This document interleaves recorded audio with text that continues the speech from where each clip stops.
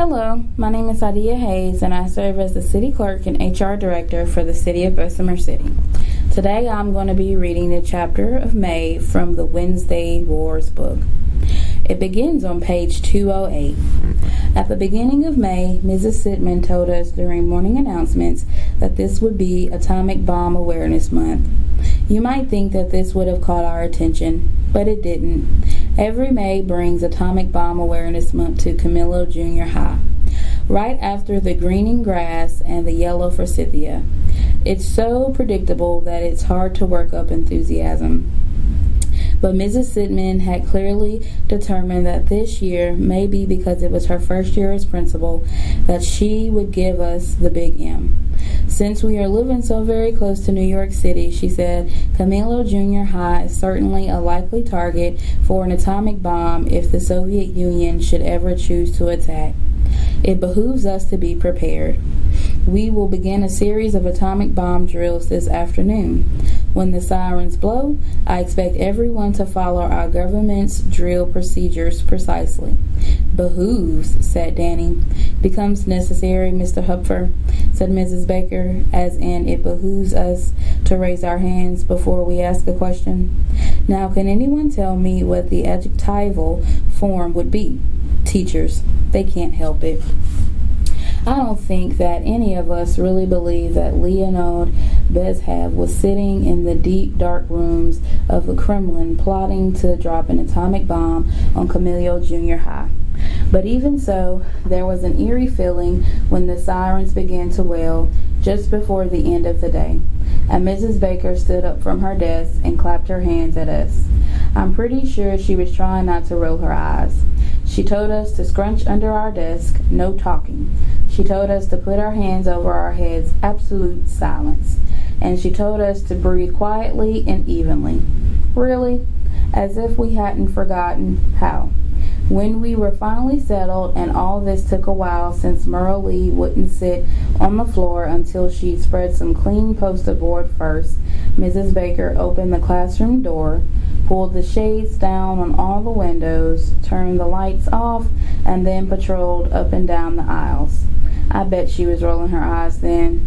It doesn't take very long when you are scrunched under your desk with your hands over your head, breathing quietly and evenly to feel three things. The first, that your spine is not meant to bend like this. Secondly, that if you don't stretch your legs out soon, they are going to spasm and you'll lose all feeling and probably not be able to walk for a very long time. Third, that you are going to throw up at any minute because you can see the wads of bazooka bubblegum that Danny Hooper has been sticking under his desk all year, which now look like little wasp nests hanging down. But we followed our government's drill procedures precisely and stayed under our desks for 18 minutes until the wind would have whisked away and the first waves of airborne radioactive particles and the blast of burning air would have passed overhead, and the mushroom cloud would no longer be expanding, and every living thing would have been incinerated except for us because we were scrunched under our gummy desks with our hands over our heads, breathing quietly and evenly. We got up when Mrs. Sidman peered into our classroom and told us that we had done quite well and that we were beginning to be prepared. I guess that was sort of comforting, and I bet it made Leonid Bezhev tremble in his boots, especially if he really did have it in for Camillo Junior High. Actually, there seemed to be a lot of people who needed comfort these days, especially the 8th grade varsity runners who were taking the Salisbury Park race way too personally. I mean, our whole team came in before anyone else on any of the other Long Island teams. Mr. Contrini had given us 2 practices off to celebrate. We got our team picture in the Hometown Chronicle, holding the trophy. What more do you want? Apparently a whole lot. Let me tell you, you don't want to open your gym locker and find that someone has squirted shaving cream into it, and you don't want to find that the shoelaces on your sneakers are missing or tied up in knots that take about a day and a half to get out, or that your shorts are hanging from the rafters in the gym ceiling, or that they're sopping wet and not from water in the sink. I think something must happen to you when you get into the 8th grade. Like the Doug Switzer brother gene switches on and you become a jerk. Which may have been Hamlet, Prince of Denmark's problem, who, besides having a name that makes him sound like a breakfast special at Sunnyside Morning Restaurant, something between a ham slice and a 3-egg omelet, didn't have the smarts to figure out that when someone takes the trouble to come back from beyond the grave to tell you that he's been murdered, it's probably behooveful to pay attention, which is the adjectival form. Anyway, I stayed way behind the 8th grade pack in practice these days. They didn't spit anymore, but I figured that if I tried to pass them, they would probably leave my bloody body on the side of the road. But the 8th grade varsity runners weren't anything compared with my father, who really needed some comfort because of what the Hometown Chronicle reported on May 3rd. Here's the headline: Local architect firm to renovate Yankee Stadium. I guess I don't have to tell you that the local architect firm was not Hood and Associates. It was Kozlowski and Associates. The story had words like these: multi-million-dollar job, 3-year commitment, highest visibility of any local firm, and Kozlowski a sure bet for a Chamber of Commerce businessman of 1968. All of which made the job for the new junior high school seem pretty tame by comparison. Suppers were very quiet for a few days. My father mostly concentrated on his lima beans until my sister pointed out that a steady diet of lima beans had already killed lab rats and was probably killing us. See, said my father, looking up, you can learn all sorts of useful and valuable information without going to Columbia University. And that's good, because no one is going to Columbia Universities these days, are they? And no one will, since they're going to shut down classes because their students think that life is all about standing on the streets and chanting slogans instead of working hard and finally getting what they deserve. I'm going to Columbia University as soon as I finish high school. You will be going to Columbia University when lima beans fly, which was the moment that my sister demonstrated that lima beans can fly. Across the table, past my face mostly, and onto the scale of the new junior high school. Toads, beetles, bats. That was the last night my sister came down for supper. Every night afterwards, she'd take her plate and eat it in her room, along with the beetles and their yellow submarine. Probably she didn't eat a single lima bean. Still, my father did find some of the comfort that he wanted. The day after the supper of the flying lima beans, he came home with a brand new Ford Mustang convertible. It was white with a genuine red leather interior. It had an AM/FM radio. Really? It had a 390 big block V8 engine and had a stick shift 4-speed transmission that could take you up to 160 miles per hour if you wanted. The chrome glittering across the front grille gleamed so brightly that you had to take your eyes away from it when the sun struck it right. It made a sound like power. It was all in all the most beautiful, perfect car that God has ever allowed to be made on earth. My father and mother went for a drive in it every evening right after Walter Cronkite was finished. They backed out of the driveway slowly, my mother waving at us and laughing as if she was in high school and going on a date. My father would be concentrating on the road, since he didn't want his Ford Mustang to be near any other car that might come too close and splatter a pebble up at the chrome. During the day, he left it parked in the driveway, probably because he thought it would look just right in front of the perfect house, and probably so that Chit wouldn't park his yellow Volkswagen Bug there. My father wanted to be sure that people didn't think he was driving a Bug with pink and orange flower decals, which no one in the running for Chamber of Commerce businessman of 1968 would drive. At night, after it was too dark to see how wonderful the Ford Mustang looked in front of the perfect house, he pulled the station wagon out from the garage, drove the Mustang in away from the nighttime dew, and parked the station wagon in the driveway. He did love the Mustang. He watched over it like his reputation. I dreamed of driving that car, the AM/FM radio on, the top down, and the wind big and loud. left hand curled around the wheel, right hand playing on the shift, seeing if I really could reach 160 miles per hour on a long straight stretch. But I wondered if even the brand new Ford Mustang convertible comforted my father any the night my sister left for California to find herself. We didn't discover anything until the next morning. My father was already at work when my mother went to wake my sister up and found only a note on her bed. By the time you read this, I will be somewhere on the highway heading toward the Rocky Mountains with Chip. I'll call when I can. Don't worry and don't try to follow me. That was all she wrote. For supper, my mother said only 3 places. She did not cook lima beans. She did not say anything, while my father swore up and down that my sister had made her own decision, that she would have to live with it, that he wouldn't send her a dime, not a dime, if she got into trouble, that she better not call him first because he was likely to tell her exactly what he thought of her.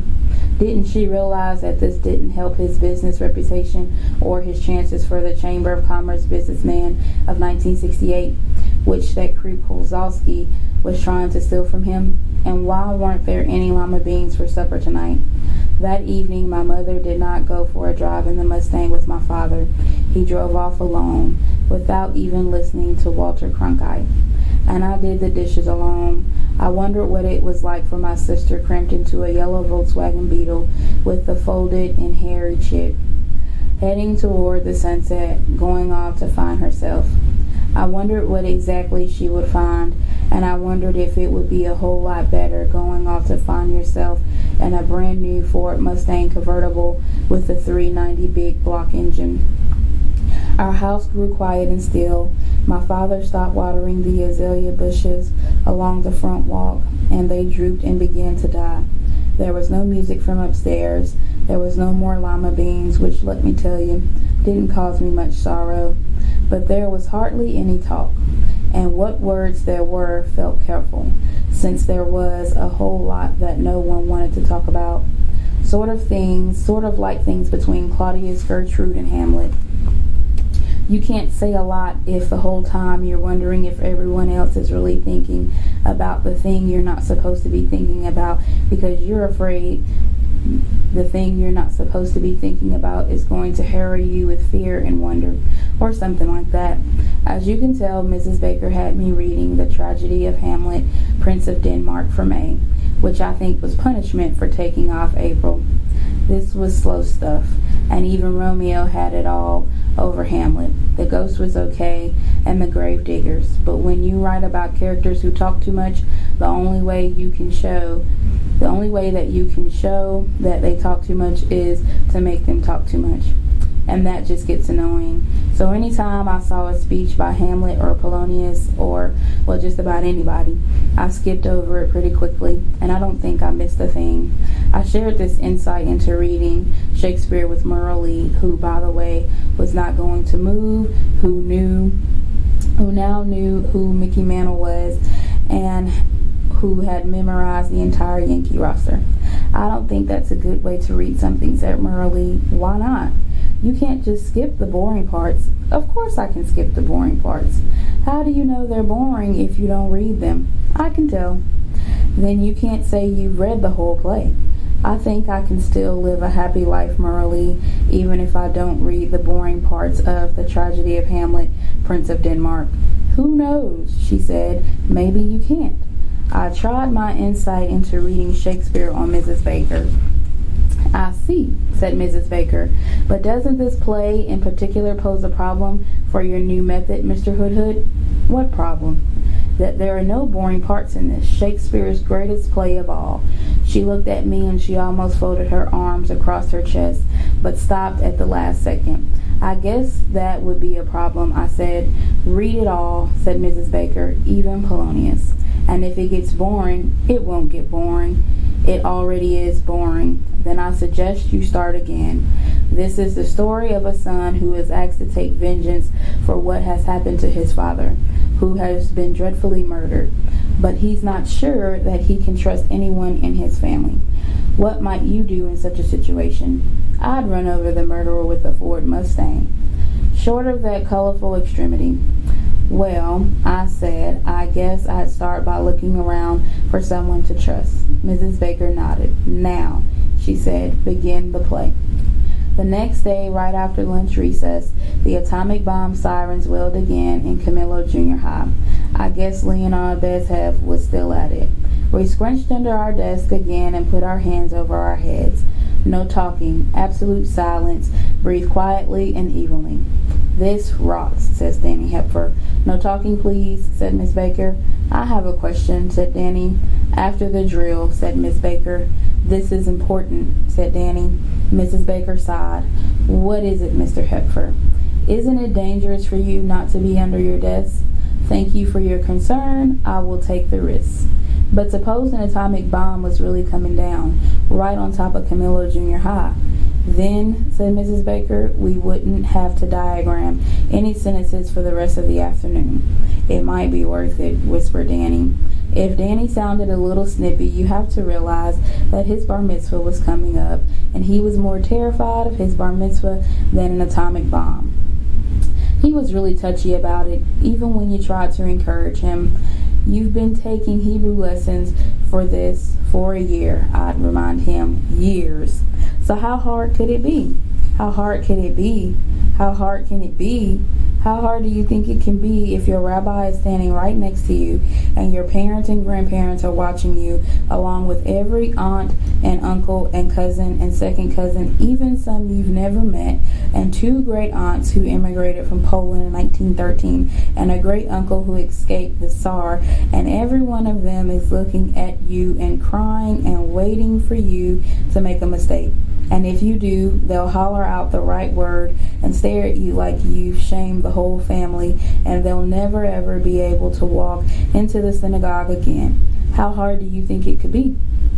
Maybe it would help, I said, if you scrunched under your desk and breathed quietly and evenly. Maybe it would help, he said, if I stuck this gum up your nose. Merle and Mayte and I decided that we should find better ways to help Danny than putting gum up our noses. So every lunch recess for most of May, we sat inside and listened to him recite what he was going to read at the service, even though we had no idea if the words he was saying were coming out right or not. At the end of every recess, he was always ready to run away to California. I can't do this, he said. You can do this, we'd say. I don't want to do this, he'd say. You want to do this, we'd say. I don't care about this, he'd say. You care about this, we'd say. It was sort of like a play, which, as you know, I have some experience at. That's how it went every day. You can see how that didn't put us into the mood for an atomic bomb drills, which was too bad, since in May there wasn't a single day that went by that we didn't practice for an atomic bomb. Merle and Matai spent most of their time under their desks softly singing music from Camelot, which Mrs. Baker didn't seem to mind, even though they were supposed to be absolute quiet. Danny practiced his Hebrew, which is hard to do when you have your hands clasped over your head. I threw spitballs at him, which is even harder to do when you have your hands clasped over your head. And Doug Swetek went to sleep. And when he went to sleep, he really went to sleep. Let me tell you, you don't want to be in the 7th grade and have people hear you snore. What you hear when you wake up is humiliating. Not as humiliating as yellow tights with white feathers on the butt, but humiliating enough. One of the atomic bomb drills came out on a Wednesday afternoon. About halfway through the month, right about the time the Yankees were batting .187 as a team, and they were stuck in 9th place again, just like last year. It was one of those hot, still days that come before summer, and that reminds you that reminds you what July is going to be like. When I scrunched under the desk, I could feel immediately that the air there was kind of heavy and steamy, and that I was going to start sweating pretty quickly, which I did. This was really unfair, since everyone else had already left for Temple Bethel or St. Albert's. I think that Mrs. Baker probably agreed. This, Mr. Hood, is ridiculous, she said, and she wasn't even scrunched under her desk. I leaned out from under my desk. My hands were still clasped over my head. "Mrs. Baker," I said, even though I was supposed to be breathing quietly. "Yes," she said. "Would you mind not calling me Mr. Hood? It sounds like you're talking to my father." Mrs. Baker sat down at Danny's desk. "You're still angry about opening day," she said. "I just don't want to be him already. But you have similarities. Merle showed me your drawing. It was wonderful. Anyone can see that you have the soul of an architect." "Maybe," I said. "But you want to decide for yourself," said Mrs. Baker. I nodded. I wanted to decide for myself. "And you're afraid," said Miss Baker, "that you won't get the chance. That I won't get the chance to see what I can do with the slings and arrows of outrageous fortune," I said. "Not many people do," said Mrs. Baker. "Even Hamlet waited too long." The sirens wailed as if to remind us that we were supposed to be absolute silence. "This is ridiculous," Mrs. Baker said again. "Here we are in the middle of Act 3, and we have to leave Shakespeare to curl up underneath a desk for an atomic bomb drill, which is, by my count, the 16th time you've practiced curling beneath a desk, as if anyone needed to practice curling beneath a desk." She rolled her eyes. Then she seemed to make a sudden decision. She gave up patrolling the aisles and walked back to the coat room. She seemed to be rummaging around, and then suddenly there was a crash and a splatter. And almost instantly the entire classroom smelled like Long John Silver and his crew were yoo-hoo-hooing over bottles of rum. Lots of bottles of rum. Mrs. Baker's voice came out of the coat room. "It seems that the crock with Mrs. Kapikoff's Pilgrim cider has fallen from the top shelf. Would you please run and bring Mr. Venderley?" I did. When he came into the classroom, his eyes widened. "Smells like a brewery in this classroom," he said. "Indeed," said Mrs. Baker. "You'll have to air it out after you mop up the cider. You can stay in here with a smell like this," he said. "Do you think so?" said Mrs. Baker. She looked at me. "Then we shall have to go on a field trip." "A field trip?" I said. "We are going to survey points of local architectural interest." I thought for a minute. "Are there any?" Mrs. Baker had pulled her white sneakers out from her lower desk drawer. She looked up at me. "Yes," she said. We walked together to the main administrative office, where all the secretaries were scrunched up under their desks, and Mrs. Baker explained to Mrs. Sidman that our classroom smelled like a brewery, and that she certainly did not think that she could keep a student there, and that she would like to take the opportunity to go on a field trip while Mr. Venderley cleaned the room. Mrs. Sidman had one eyebrow raised the entire time she was listening, but Mrs. Baker had her arms crossed, and you know how convincing that can be. So Mrs. Sidman agreed, and Mrs. Baker filled out a form, and one of the secretaries crawled out from beneath her desk and called my mother. And then we got into Mrs. Baker's car, and she drove me around and showed me all the points of local architectural interest. We crossed over the Long Island Expressway to the north side of town and meandered down side roads until we stopped beside the Quaker Meeting House. This was built in 1676. Think of that, Holly. When it was built, people were still living who had been alive when Shakespeare was alive. 150 years ago. It was a station on the Underground Railroad. Escaped slaves hid right here. We meandered down more side roads. "That's the first jailhouse on Long Island," Mrs. Baker said. "It had 2 cells, one for men and one for women. The first man to occupy the cell had stolen a horse. The first woman had refused to pay the church tax because she was not a member of the church. She wanted to define freedom for herself. Think of that. You can see the bars in the windows where she would have looked out. We drove out to the east side of town and circled Hicks Park. This has changed a great deal over the years, but it was once Hicks Common, where the first settlers of the town grazed their cows and sheep. Those large oaks, no, the oaks, Holling, over there, were probably saplings then. And the building backing up against the park, that clapboard building there, is St. Paul's Episcopal School, where British soldiers were housed during the American Revolution. The Silver Communion, where it owns was made by Paul Revere, and one of the original Hicks family members hid it in a cellar so it wouldn't be stolen during the war. On the south side of town, we passed Temple Emmanuel. That is the fourth temple on that same site, said Mrs. Baker. The first building was burned by lightning, the second by British soldiers who found out the congregation was supporting the revolution, and the third by arsonists. In all those fires, the ark holding the Torah was never damaged. It's still there today. And on the west, on the far outskirts of town, we drove past what looked like a garden shed. The first abolitionist school, Mrs. Baker said, where Negro children could come to learn to read and write and so escape the ignorance that slavery wanted to impose. Right there, Holling, is the true beginning of the end of slavery. I never knew a building could hold so much inside. On a bright blue day when there wasn't an atomic bomb on any horizon, when the high clouds were painted onto blue canvases, wherein tulips were standing at attention and azaleas were blooming, except for the ones in front of the perfect house, and dogs were barking at all the new smells. I saw my town as if I had just arrived. It was as if I was waking up. You see houses and buildings every day, and you walk by them on your way to something else, and you hardly notice they're even there, mostly because there's something else going on right in front of your face. But when the town itself becomes the thing that is going on right in front of your face, it all changes, and you're not just looking at a house, but at what's happened in the house before you were born. That afternoon, driving with Mrs. Baker, the American Revolution was here, the escaped slaves were here, the abolitionists were here, and I was here.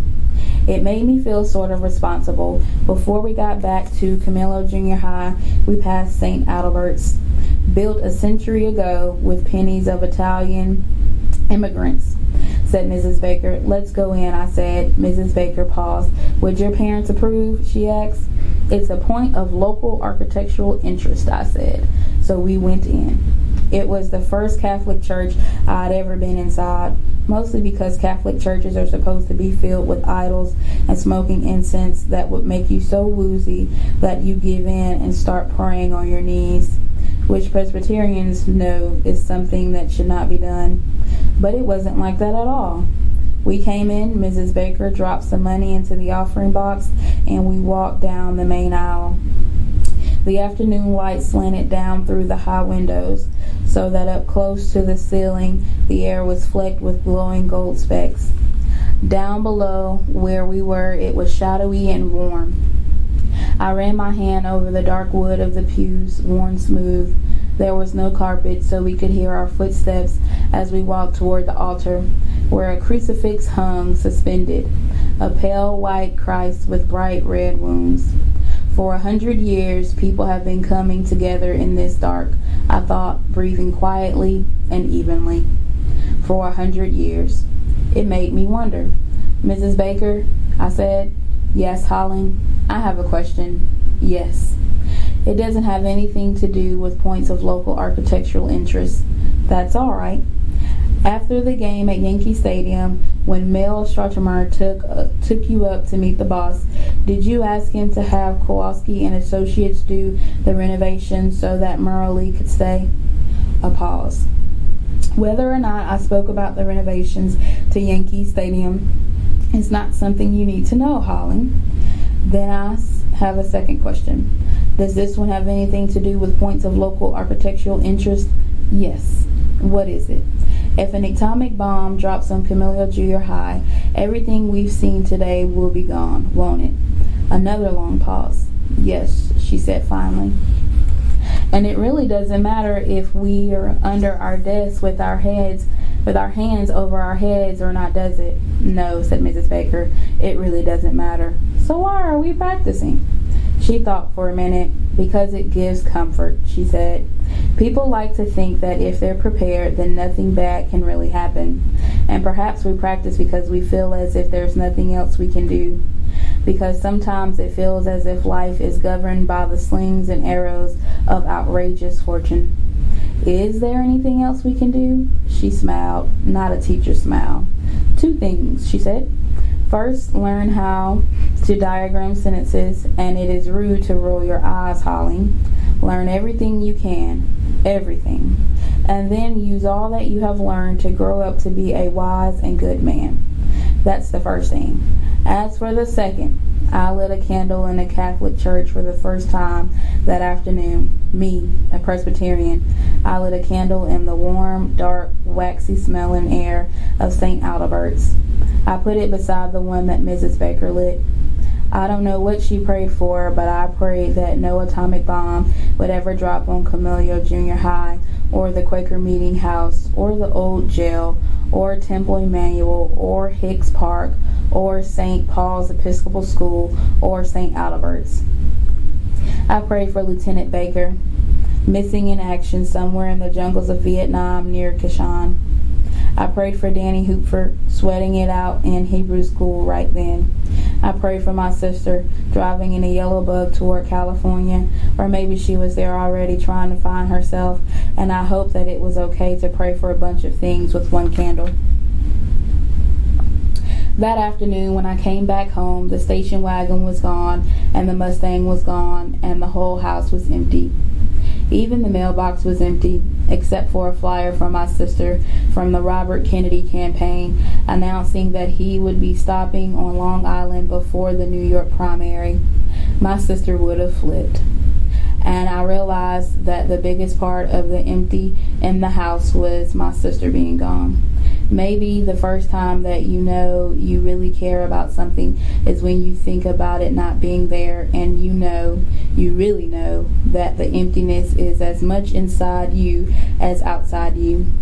For it so falls out that what we have we prize not to the worthwhiles we enjoy it, but being lacked and lost.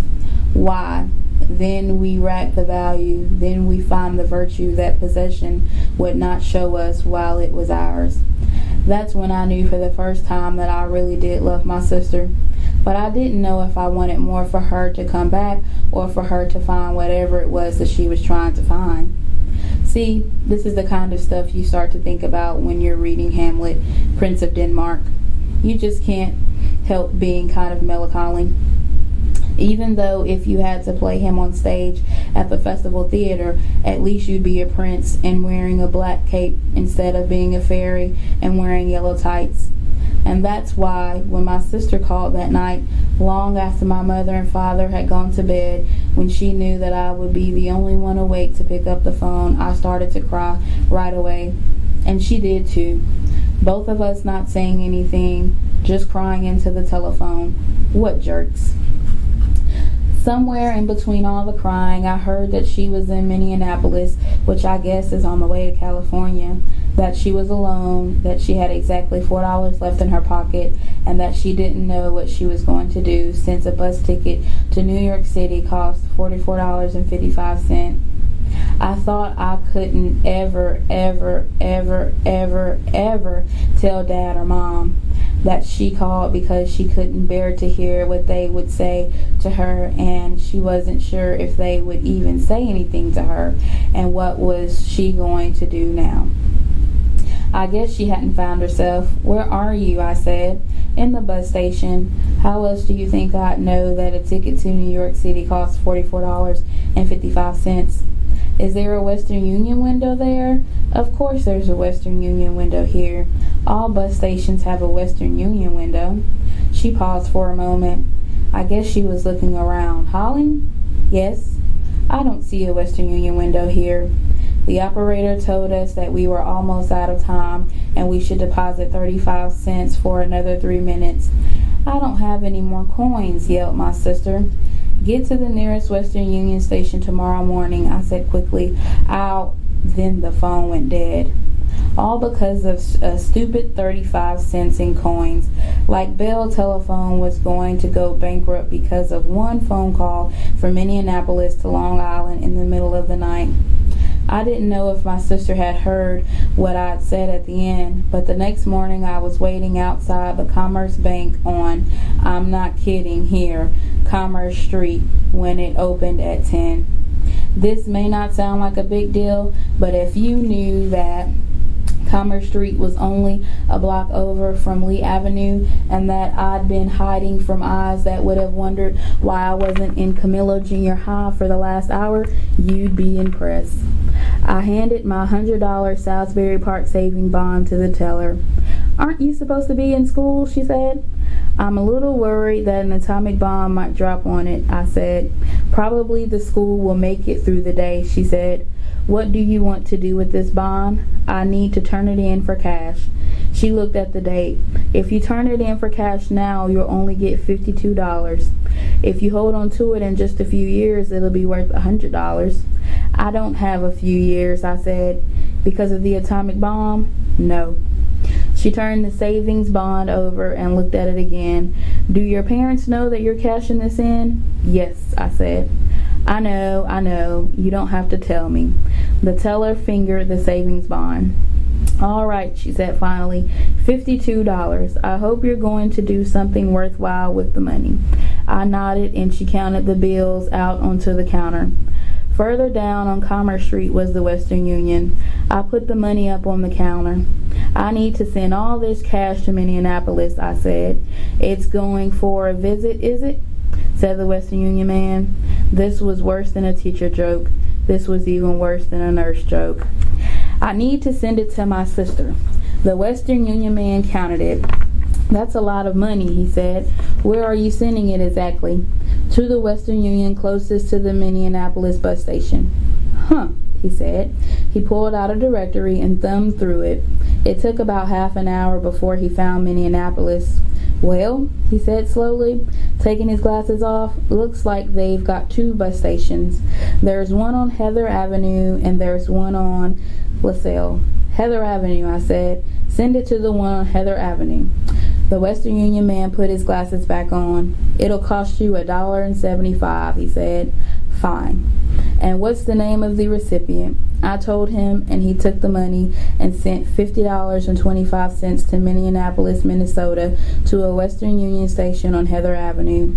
Even though I didn't know if my sister was at the station or if she even knew that the money was coming, I thought of her sitting alone in a place where everyone else was going somewhere or wandering the streets of Minneapolis looking for a way to come home to a place that was emptier without her. Sort of like Hamlet, who more than anything needed to find a home because he sure couldn't find himself. I spent the afternoon hiding around town, which is not easy since this isn't that big a town, and it would take a whole lot less than an atomic bomb to make it disappear. And since anyone who saw me might tell the Chamber of Commerce businessman of 1967 or Mrs. Baker, and if either of them heard, well, put me under that bomb. I waited for a call from my sister that night, but it didn't come until late Friday night from Chicago. On the way. On Saturday morning, I told my parents at breakfast that my sister would be at the Port Authority in New York at 10:50 that morning. They looked at me like I had just chanted Hebrew. "She'll be in the Port Authority at 10:50, repeated my mother.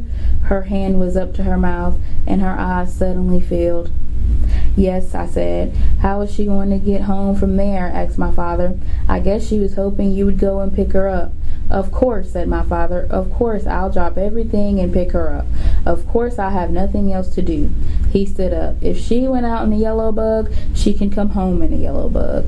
"She's alone," I said. "You're not going to see me driving all the way into the city on a Saturday. She can take the train." "She may be out of money." "Well, whose problem is that?" he said. "It doesn't matter whose problem it is. She can't get back home unless you go get her," I said. He looked at me. "Who do you think you're talking to?" he said. "She needs help." "Then you go get her, Holly. The keys are up on my dresser," he laughed. "Okay," I said. "Okay," he said, and went outside to start up the lawnmower. I went upstairs and got the keys. The Ford Mustang car keys, not the station wagon. "Holling," said my mother when I came back down. I think he was being sarcastic. I went to the front closet and found my jacket. "Holling, what are you doing?" I held up the car keys. "I'm driving into New York City to pick up my sister from the Port Authority bus terminal at 10:50. "You don't know how to drive." "I've seen movies." I went to the front door. "Holling," said my mother. I turned around. "You can't drive in by yourself. Then come with me. She looked out to the backyard. We can't do that either, she said, and her voice was as sad and lost as loneliness. I went out to the garage and sat in the Mustang. The red leather still smelled new. The steering wheel felt right in my hands. It wasn't like I'd never driven before. My mother had let me drive the station wagon around parking lots, the big ones down at Jones Beach, where you can go for 2 or 3 miles before you hit anything more dangerous than a seagull. I'd gotten out of first gear plenty of times and even put it into third gear twice. And the Mustang was smaller and handier than the station wagon. I probably just had to think about turning and the car would feel it. But driving around Jones Beach parking lots is a whole lot different from driving on the Long Island Expressway into New York City. And even if I could get onto the expressway, I wouldn't know what exit to get off. Toads, beetles, bats. I came back inside. I threw the keys on the kitchen counter. My mother was putting out a cigarette and starting to make pound cake for lunch. Outside, the mower fussed at the edges of the lawn. I went into the living room and sat down on the couch, and Merle called because her father was going into Yankee Stadium. Would I like to come? Can I get to the Port Authority from Yankee Stadium? I said. Merle asked her father. It's too far, but he says that if you can leave right now, we'll have just enough time to drop you off. She was quiet a moment. I think he feels like he owes you something, she said. I went into the kitchen. I need money for 2 train tickets, I said. Train tickets, said my mother, and money for 2 lunches. She stared at me. Big lunches, I said. She went upstairs for her pocketbook. I was there when the bus from Chicago pulled in at 10:50. The Port Authority was all noise and rushing. The accumulated combustion from the buses had thickened the air. The whoosh and squeak and hollering of the brakes and the distorted announcements over the PA system and the newsboys hawking and the pell-mell of more bodies than belong in any one building gave the place a general roar. As for the floor, you couldn't have found a greater confusion if the ceiling had been lifted off and the sky had rained down ticket stubs and newspapers and Baby Ruth wrappers. But as soon as the 10:50 bus from Chicago parked itself, everything stopped. The rush, the roar, the squeak, the whoosh, they all stopped. Really. Like Leonard Bezhab had sent over an atomic bomb and wiped it all out. They did not start up again until my sister got off the bus and she ran out of the diesel combustion and right to me, and we held each other and we were not empty at all. Holling, she said, I was so afraid I wouldn't find you. I was standing right here, Heather, I said. I'll always be standing right here. For lunch, we had grilled cheese sandwiches and Cokes and chocolate donuts at a counter in the Port Authority. Outside, we bought pretzels from a stand, and then we walked to Central Park, hand in hand. We lay down in the sheep meadow, and my sister told me about driving west with the sun on your face. We got up and walked around the pond and stopped at an outcropping of boulders that fell out of the woods. Around us was every shade of green you could ever hope to imagine, broken up here and there with a flowering tree blushing to a light pink. All the colors were garbled and reflected in the tiny ripples of the water. Then through the wandering paths of the ramble, looking as if we were up in the mountains of California. And then across Best Terrace, where we sat on the stone walls and traced the carvings with our fingers until someone hollered at us to get off of there. Then back along the mall underneath tall elms until we passed the statue of, no kidding, William Shakespeare, who stared down at us sternly, probably because he is wearing tights and is embarrassed doing that in front of everybody. We walked slowly. We talked a little. I told her about our atomic bomb drills and about our town and about the tragedy of Hamlet, Prince of Denmark. She told me about Minneapolis and how she got out of the yellow bug and wouldn't get back in and how Chit drove away. And about going to the Western Union and finding the money for the ticket and falling asleep for the first time in 2 days on the bus to Chicago. But mostly we didn't talk. It was spring in Central Park, and being there with my sister was enough. We took the train out of the city and walked from the station. When we got back home, it didn't matter that my mother made us burn grilled cheese sandwiches for supper. It was just so good that the house wasn't empty anymore. My father said only one thing during supper. "Did you find yourself?" "What?" said my sister. "Did you find yourself?" "She found me," I said. By the end of the tragedy of Hamlet, Prince of Denmark, Laertes is stabbed, the queen is poisoned, and the king is poisoned and stabbed, which is pretty much the same thing that happens to Hamlet. By the time it's all over, there are these dead bodies all over the stage, and even though Horatio is hoping that flights of angels are coming to sing Hamlet to his rest, it's hard to believe that there's any rest for him. Maybe he knew that. Maybe that's why he dressed in black all the time. Maybe that's why he is never happy. Maybe he looked in the wrong places trying to find himself. Or maybe he never had someone to tell him that he didn't need to find himself. He just needed to let himself be found. That's what I think Shakespeare was trying to say about what it means to be a human being in the tragedy of Hamlet, Prince of Denmark. And speaking of being found, that's what happened to Lieutenant Baker too. Really? After almost 3 months in the jungles of Vietnam, he got found. I was there on the last Wednesday afternoon of May, a cool and blue day, when Mrs. Sidman came in with the envelope and handed it to Mrs. Baker. She took it with hands that were trembling. She tore the top slowly open and then stood there, holding the telegram, unable to pull it out and read it. "Can I help?" said Mrs. Sidman. Mrs. Baker nodded. "And then I'll take Holling to my office so that you can be alone." Mrs. Baker looked at me, and I knew she wasn't going to send me to Mrs. Sidman's office so that she could be alone. "You don't send someone away who has lit a candle with you." "I suppose not," said Mrs. Baker. Mrs. Sidman took the envelope, then held out the open telegram to Mrs. Baker. But Mrs. Baker closed her eyes. "Read it," she whispered.